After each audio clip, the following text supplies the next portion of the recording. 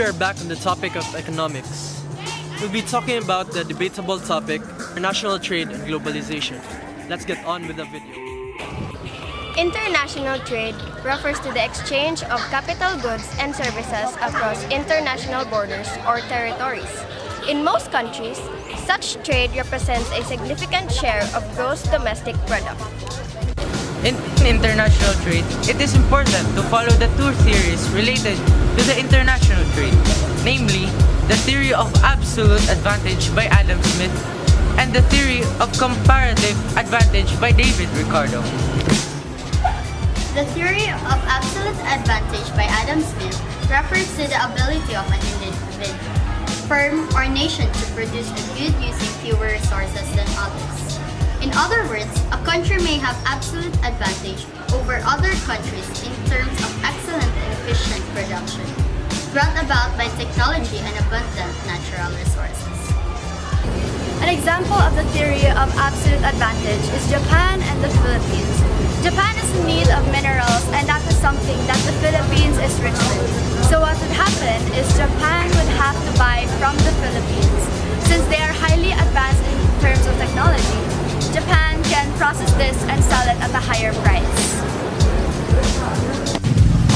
The theory of comparative advantage states that each country has a place and a role in international trade as all countries stand to benefit with each other. Exportation and importation of products are valuable to the growth of the economy. Exportation can generate income, while importation can take money. A higher export adds to the GDP, while a higher import contracts the GDP.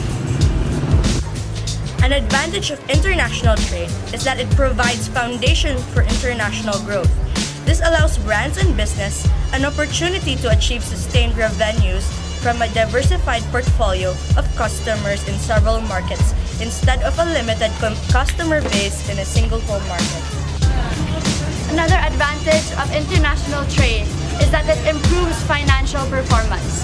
This allows them to augment the returns they achieve on their investments into research and development. There may be advantages, but there are certainly disadvantages as well. One of the disadvantages of international trade is the empire builder follows the trader. The foothold gained by the traders is used to complete a country's political slavery. Another disadvantage to international trade is the imports of harmful drugs and luxuries as opium in China ruin the health of the nation. For the use of such harmful articles, the blame must be put on international trade. How is this related to globalization, you may ask? International trade has an important share in GDP in different countries, while globalization refers to the interdependence between countries arising from the integration of the different aspects of the economy, such as trade. It is necessary for countries to trade with one another because all countries have different strengths and weaknesses. All countries do not have all the resources needed to satisfy their own needs and wants. Therefore, trading goods and supplies is important.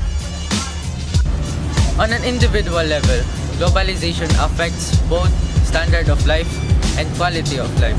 On a business level, globalization affects an organization's product, life cycle, and an organization's balance sheet.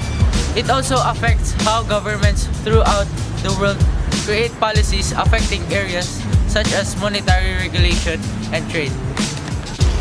One of the effects of international trade is the benefits for international specialization, enabling better and more efficient utilization of the resources of a country, increases its real national income, and hence has a growth-promoting effect. Another effect of international trade is widening of market and raising productivity. Extending the size of the market exercises a dynamic influence of the economy. It helps to raise production at higher rates. As international trade has its beneficial effects, it also has harmful effects. One is having dual economies. The export sector became an island of development, while the rest of the economy remained backward, creating a highly unbalanced structure of production of countries. Another harmful effect is that the poor countries don't have much credit.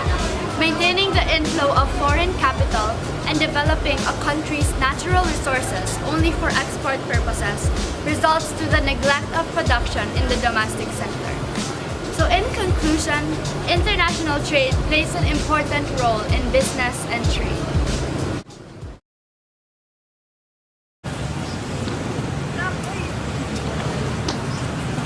Okay, individual. Individual, malakaw?